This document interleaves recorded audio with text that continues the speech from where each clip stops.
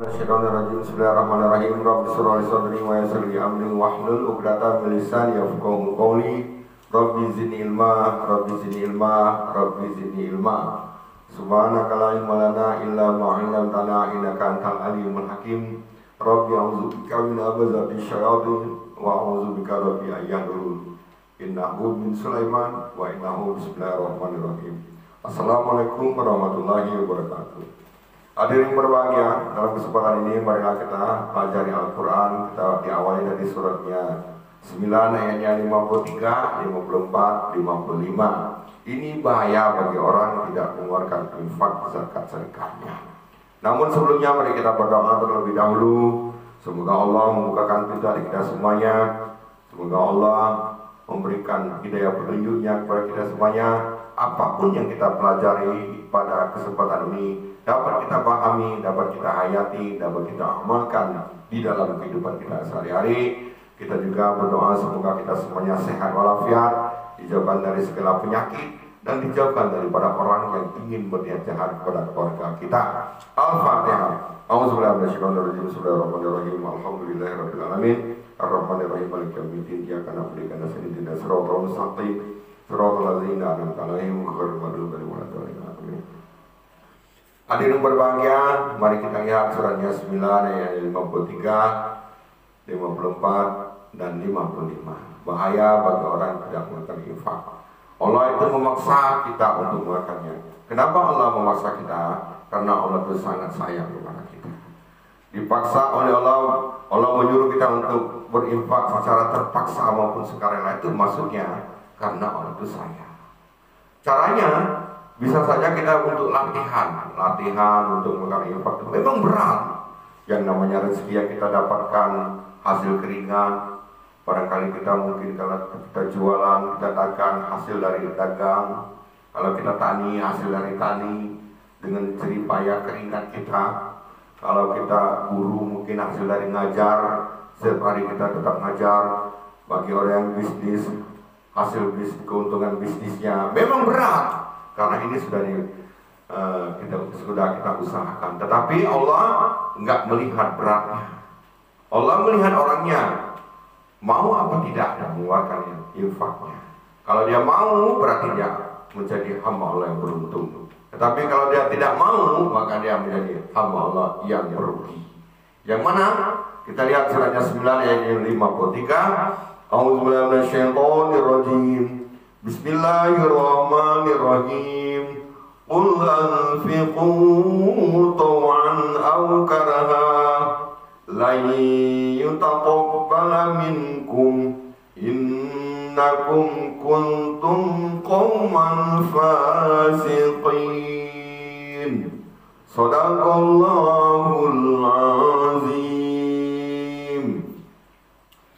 Jadi kata Allah, katakanlah Muhammad, infakkanlah hartamu baik dengan sukarela maupun terpaksa.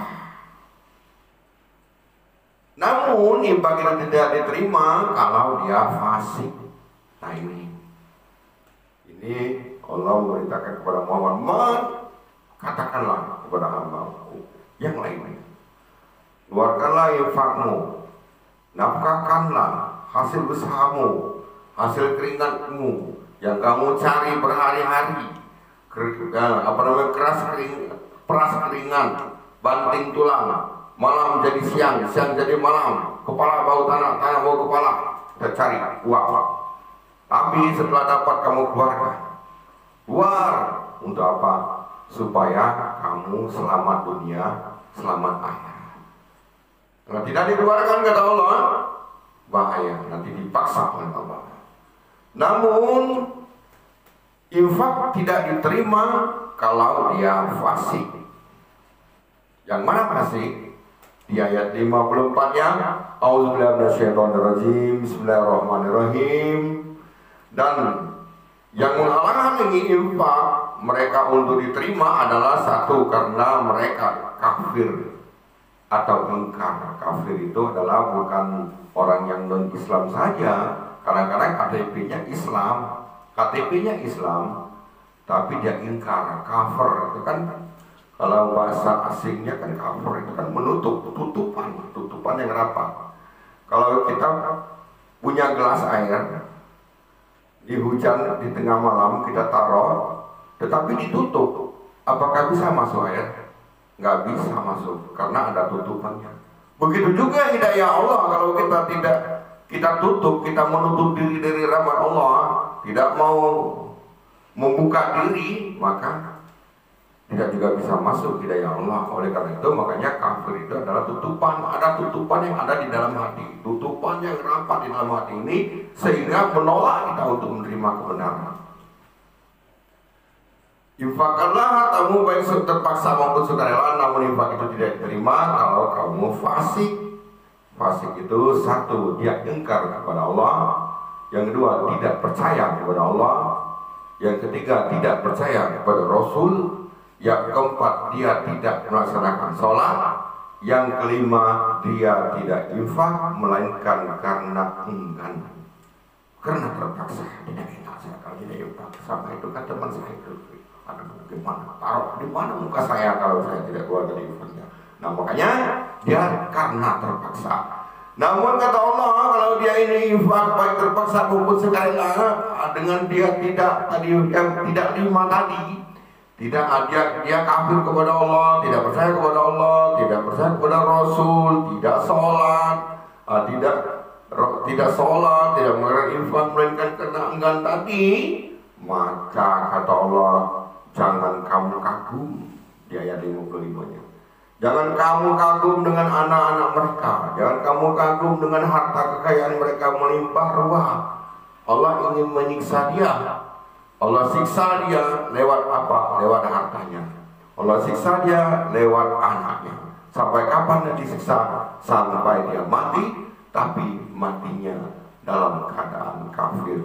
Na'udzubillah summa na'udzubillah. Inilah kalau kita ngaji Quran, kita baca Arabnya, baca artinya, kita pahami, kita amalkan, insya Allah petunjuk Allah, petunjuk hidayah Allah datang kepada kita.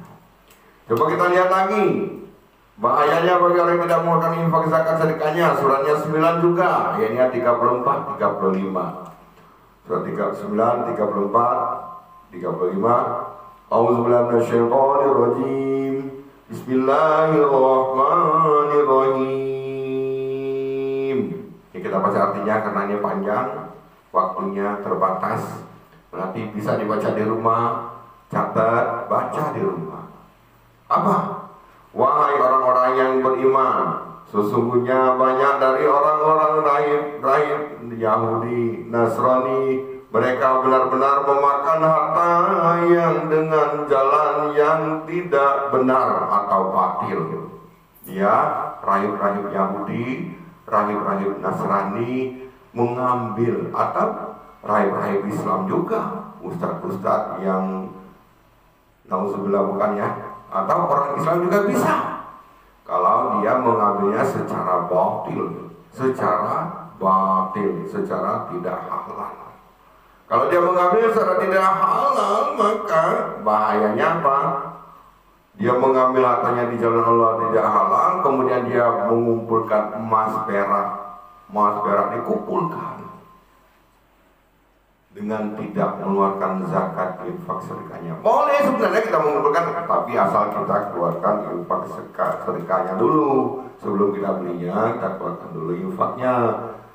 Nah, setelah ini kata Allah, dia mengumpulkan emas peraknya dikumpulkan tidak dikeluarkan infaknya, maka bahayanya kata Allah, setelah itu dia juga menghalang-halangi orang di jalan Allah. Jadi ada 3. Satu, mengambil secara batil. Yang kedua, dia mengumpulkan emas perak, tidak mengeluarkan infak sedekahnya. Yang ketiga, dia menghalang-halangi orang di jalan Allah. Dan orang-orang yang menyimpan emas perak, kemudian orang menghalangi di jalan Allah, maka mereka berikanlah kabar gembira kepada mereka bahwa mereka akan mendapat azab yang baik. Berikanlah kabar gembira. Loh kok kabar gembira? Ini Allah tuh kayaknya gimana ya? Yang namanya kabar gembira itu mungkin ada dapat kesenangan, kebahagiaan, itu kabar gembira. Lah ini berikanlah kepada orang yang tidak tadi kabar gembira bahwa mereka akan mendapatkan azab yang sangat perih.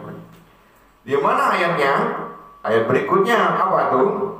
Ayat berikutnya 34, 35. Ingatlah pada hari ketika emas dan perak dipanaskan di dalam api neraka. Harta kekayaannya emas perak yang dikumpulkan tadi yang tidak dikeluarkan zakat infak sedekahnya itu dikumpulkan. Emasnya dikumpulkan, peraknya dikumpulkan, kalungnya dikumpulkan, gelangnya dikumpulkan, semuanya. Setelah dikumpulkan, baru dijadikan api neraka. Setelah dijadikan api neraka, maka api neraka itu membakar langkahnya. Dimakan harta yang kamu kumpulkan dulu di dunia yang kamu tidak keluarkan zakat infak sedekahnya. Ini maka dibakar. Maka inilah akibat daripada orang yang menyimpan emas itu. Inilah kata Allah, membakar mereka muka diri sendiri. Bahaya, sangat bahaya. Hadirin berbahagia, inilah kita untungnya kalau kita ngaji Quran. Ngaji kita baca Arabnya, ngaji juga kita baca artinya. Coba kita lihat satu ayat lagi. Satu ayat lagi dalam suratnya 3 ayat 180. Surat 3 ayat 180 bahwa kata Allah, bagi orang yang tidak mengeluarkan infak zakat sedekahnya itu, nanti harta kekayaan yang mereka simpan, yang mereka kumpulkan di dunia ini akan dikalungkan di lehernya nanti. Ya Allah. Mari kita lihat suratnya 3 ayat 180. Auzubillahiminasyaitonirrajim. Bismillahirrahmanirrahim. Nah ini kata Allah artinya, dan janganlah sekali-kali orang yang bakhil atau orang yang kikir dengan apa yang diberikan Allah kepada mereka dari karunia-Nya, mengira kikir itu baik. Sebenarnya kikir itu buruk. Buruk kikir itu. Pelit itu buruk. Tidak mau sedekah itu buruk. Jangan dikira bahwa itu baik. Kenapa? Karena kata Allah, harta yang disimpannya, yang dikumpulkannya di dunia itu, yang tidak dikeluarkan zakat infak sedekahnya, nanti dikalungkan di lehernya. Aduh, alangkah malunya kita di akhirat dikalungkan, punya kosmos dikalungkan, punya kursi dikalungkan, punya motor dikalungkan. Waduh, kata teman kita, waduh, gak nyangka ya. Kenapa ya dia bisa begitu? Kenapa kok bisa begitu? Kok kalungnya banyak banget? Dan kalau di dunia kalungnya kan nggak seperti itu. Ini udah sebenarnya berat, keberatan karena kalungnya itu gede banget kalungnya. Apa? Ada tanah di kalungnya, rumah di kalungnya. Bayangin bagaimana kalau kita melihat orang kalung seperti itu. Makanya bahayanya inilah kita harus, mumpung kita masih punya kesempatan, masih punya waktu, kita masih sehat, kita masih hidup, kita belum kembali kepada Allah, janganlah kita menjadi orang yang bakhil, sebab bakhil itu tidak baik. Nanti dikalungkan oleh Allah di api, dikalungkan di lehernya. Kalau kita lihat lagi suratnya 2 ayat 267. Janganlah orang-orang yang itu tadinya dia punya kekayaan, punya kebun korma, kebun anggur, mungkin dia punya sawah ladang, mungkin dia punya peternakan dan sebagainya, tapi karena dia tidak mau mengeluarkan infak zakat sedekahnya, bahayanya apa? Nanti satu saat dia akan didatangkan oleh Allah dengan angin, dihembus oleh angin itu mengandung api, terbakarlah kebun itu, sedangkan anaknya masih kecil-kecil, dia belum bisa menikmatinya. Nah ini bahayanya bagi orang yang tidak mau mengeluarkan infak zakat sedekahnya.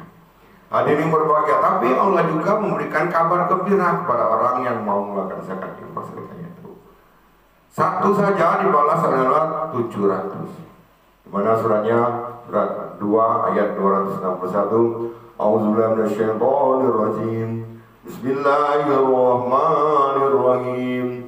Mathalul ladzina yunfikuna amwalahum fi sabilillah kamathali habbatin ambatat sab'a sanabila fi kulli sumbulatin mi'atu habbah wallahu yudha'ifu liman yasha' wallahu wasi'un alim. Sadaqallahul azim. Jadi kata Allah, perumpamaan orang yang menginfakkan hartanya sebutir benih ditanam tumbuh 7 bulir. Pada tiap-tiap bulir 100 biji. Berarti 700. Satu tumbuh 7. Pada satunya, satu tangkainya 100 berarti 700. Wallahu yudha'ifu liman yasha.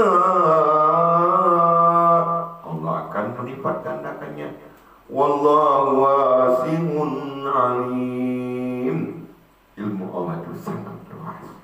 Oleh karena itu makanya bagi orang yang mau mengeluarkan infak sedekahnya, berikanlah kabar gembira, dia akan jadi kaya. Tidak ada cerita orang yang suka sedekah itu jatuh melarat. Tadinya mungkin dari orang yang tidak punya jadi kaya raya. Kenapa? Karena sedekah. Banyak contoh juga orang yang tidak mau sedekah, tidak mau infak, tidak mau zakat. Banyak contoh. Makanya dengan contoh ini kita ambil hikmah, ambil pelajaran buat kita semuanya. Mudah-mudahan ini dengan pengajian yang singkat ini kita bisa memahaminya, kita bisa mengamalkannya di dalam kehidupan kita sehari-hari, sehingga kita menjadi orang yang generous palsu, menjadi orang yang pandai bersedekah, menjadi orang yang pemurah, dapat uang terima kasih, dengan banyak memberi nanti Allah juga akan banyak memberi kita. Tidak ada cerita orang jatuh miskin gara-gara sedekah. Tidak ada orang jadi jatuh melarat gara-gara susah, gara-gara sedekah. Namun sebaliknya, tadinya dia susah, karena dia sedekah menjadi kaya. Mudah-mudahan bermanfaat. Lebih dan kurangnya mohon maaf. Wassalamualaikum warahmatullahi wabarakatuh.